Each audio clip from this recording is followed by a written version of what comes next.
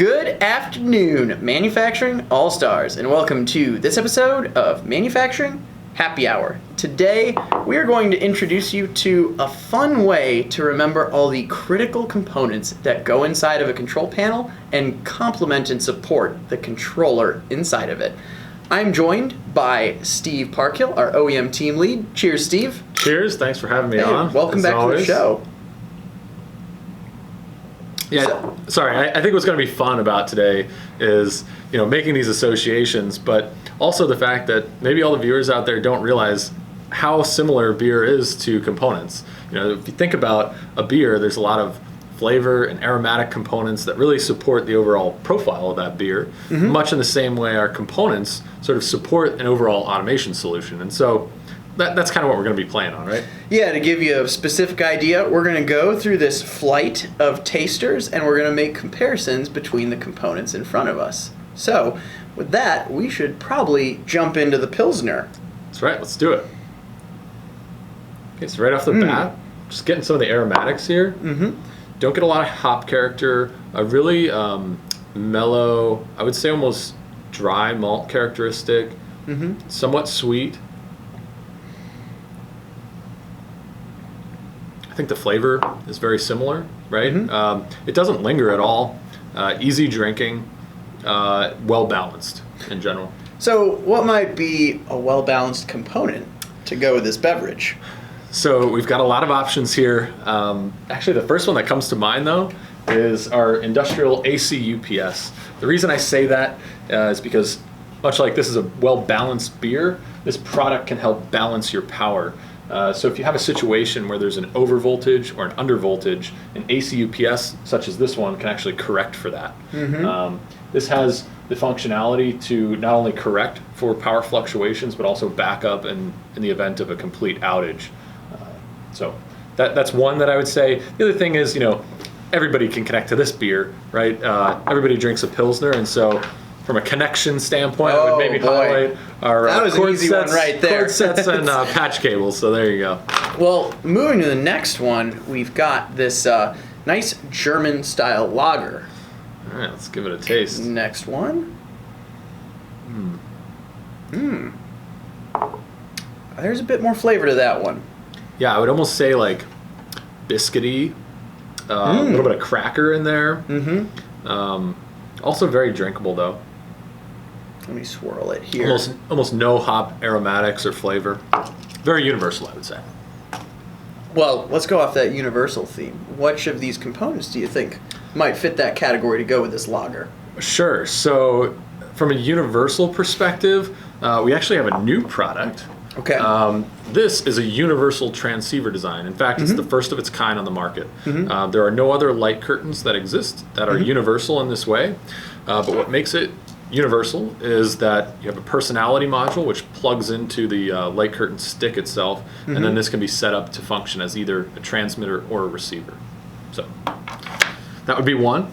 The other one is actually the one you had in your hand. Yeah, I was swirling it to get kind of the look of the, compared to the look of the beverage. This is our 700 HLT relay. Not a new product, but we did come out with an extension, which is a universal coil that plugs into this. So any AC or DC voltage can be handled in just a single coil. So another universal product I like. Well, I think lagers, like you said, very universal. I think everyone that's still watching right now would certainly agree with that as well. Now, we're going to do a bit of a transition now. We're going to move to the Pale Ale. All right, cheers.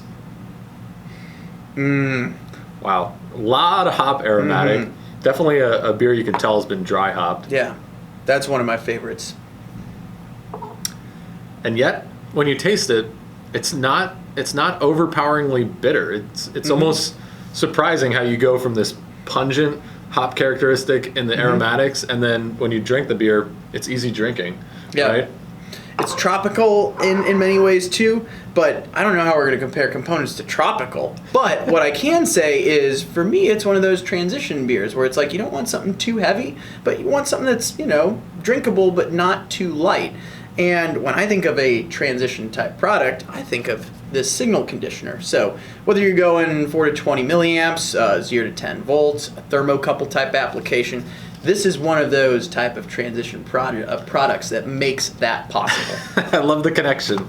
For me, the one that stood out, or I guess that I would say pairs well with this beer, would be our XLS power supply. I think I might know where you're going with this. The reason I say that is, the pungent kick that I got on the front end of this beer reminded me of the 150% power boost that this product can supply. I knew it. So when you've got inductive loads, maybe with high inrush characteristics, this power supply will get you through that and then kind of mellow out, much like this beer. Man, that was the best comparison of the day so far. Well, Glad you liked it? Yeah, no, we've got one more in front of us, and that might be the biggest beast of the bunch, the IPA, the India Pale Ale. Looking forward to trying this one. I'm excited. A little less hop than I was expecting in the aromatics. It's thicker than the Pale Ale. Oh yeah, but there's a ton of bittering characteristic in there. What I like about it is the mouthfeel is a little bit more viscous, so it kind of, the flavor tends to linger. And if you look at the color, it's certainly the darkest of the bunch here. How would you describe that? I'm gonna go copper. Definitely copper. Yep. So a copper, almost amber ale. So let's see.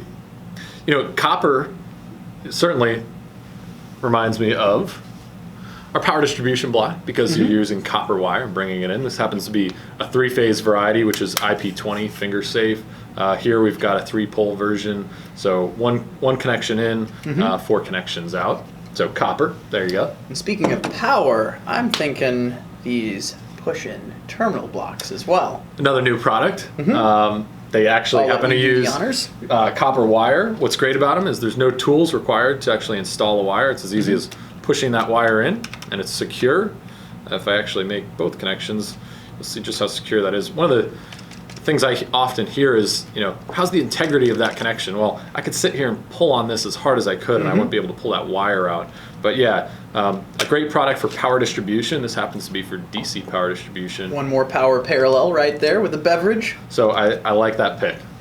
Well, that was just a fun little way for us to, get some ways of remembering components. So next time you think of a Pilsner, think of a UPS. But we do have some serious calls to action today as well. Steve and I both have one for you. For me, I definitely recommend to stick around until the end of the video because we have a link to a video on panel optimization. We talked about some of the features and benefits around these components, but when you put them all together, there's a lot of holistic benefit to finding some panel optimization, which we talked about in the other video. And Steve, you had a link you wanted to direct people to also. Yeah, in addition to that, we actually have a whole section dedicated to completing your architecture or basically supporting the architecture products. There's a link that we can attach down in the comments section that will take you to rockwellautomation.com where you can read up on a lot of these products.